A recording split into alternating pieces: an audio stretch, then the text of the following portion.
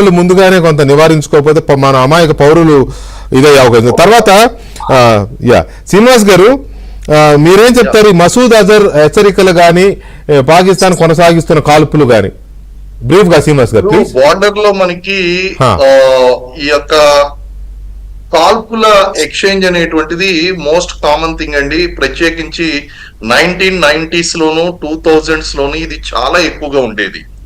తర్వాత ఈ మధ్య కాలంలో సీజ్ ఫైర్ అనేటువంటిది వాళ్ళు దానికి కట్టుబడ్డం మొదలెట్టారు, మనం కట్టుబడ్డం మొదలెట్టాం. కాబట్టి ఈ మధ్య కాలంలో మళ్ళీ మనం ఆ వైలేషన్స్ అనేటువంటి చూడలేదు.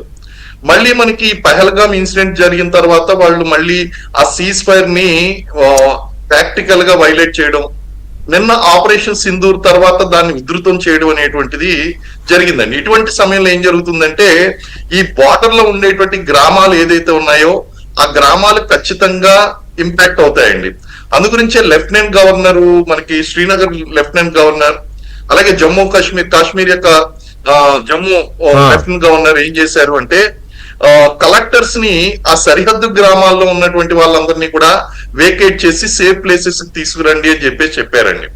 అండ్ రెండోది ఏంటి అంటే ఈ బస్ స్టాండ్ మీద టార్గెట్ చేసి ఫైర్ చేయడం అనేటువంటిది ఖచ్చితంగా క్యాజువాలిటీస్ మనకు పెంచడం, నష్టం కలిగించడం.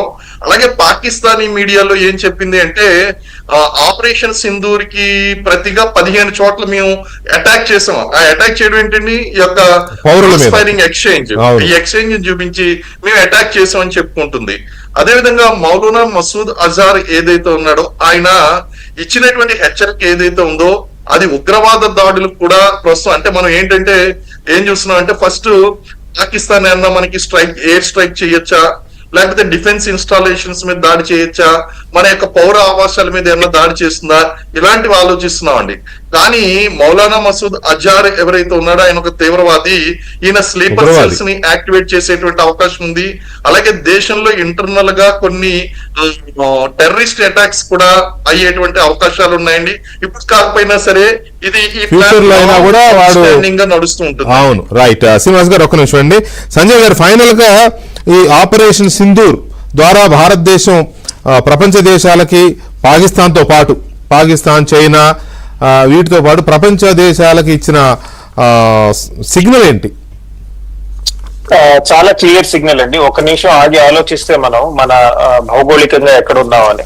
ఒక పక్కన చైనా ఉందండి, న్యూక్లియర్ వెపన్స్, వాళ్ళ సేనలు మన సరిహద్దుల మీద మోహరించున్నాయి. ఇంకో పక్కన